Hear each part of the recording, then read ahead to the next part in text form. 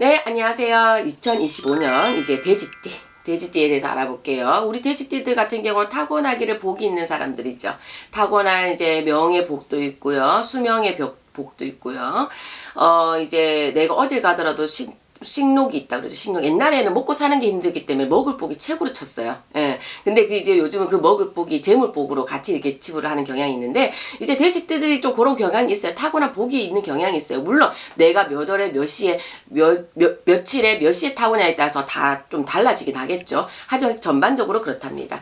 그래서 이 돼지띠를 보게 되게 되면 올해 40대 돼지띠 삼재가 들잖아요. 해묘미해서 삼재가 드는데, 올해 들삼재 같은 경우에는 다른 돼지띠들은 그나마 뭐 쏘쏘 괜찮아, 삼재가 들었다 해도 크게 나쁠 건 없어, 이렇게 가는데 40대 돼지띠들 같은 경우는 올해 이제 43살이 되죠. 43살이 되는데 혹시나 집을 이사를 한다거나 문서를 진다거나 이렇게 되면은요, 집에 들어가지도 못하고, 집에 들어가서 하자가 많아서 이러지도 못하고 저러지도 못하고 막 이제 집을 사고도 짜증나는 일이 되게 많을 거예요. 내 집인데도 내 집에 권력 행사를 하지 못하는 이런 낭패를 볼 수도 있습니다. 그래서 혹여나 우리 분수에 맞지 않게끔 너무 급하게 이사를 하신다 그러면 하지 않는 게 좋습니다.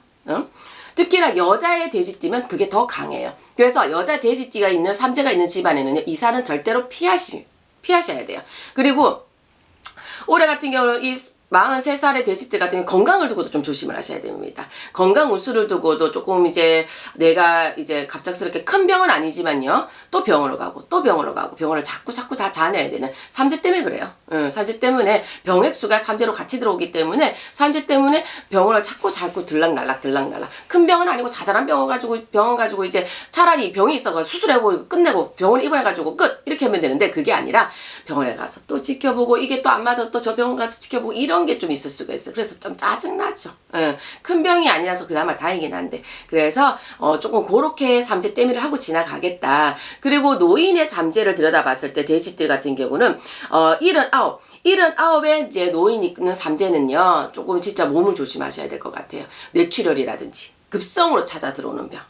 백혈병, 뭐 뇌출혈, 심근경색, 심장마비, 뭐 이제 맹장, 하다못해 맹장, 급성으로 오는, 갑작스럽게 찾아오는 이런 병들을 왜 이제 우리가 급살이 꼈다 그러잖아요. 물론 아홉수이기도 하고 삼재이기도 하고, 그럼 아홉수에 다 나쁘게? 그렇습니다. 아홉수에 다 나쁘지는 않아요.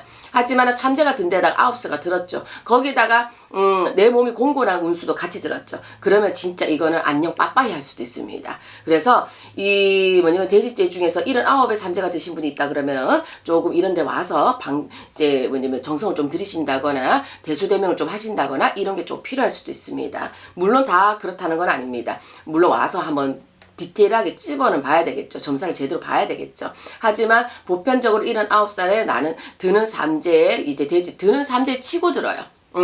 79은. 어떤 삼재는 치고 나가는 삼재가 있고요, 치고 들어오는 삼재가 있거든요. 근데 79의 삼재는 치고 들어옵니다. 그래서 조금 조심을 해야 되겠다, 그런 소리가 나와요. 예. 그래서 그거 조금 유념하고 지나가셨으면 좋겠습니다. 그 외 삼재는 뭐 무탈합니다.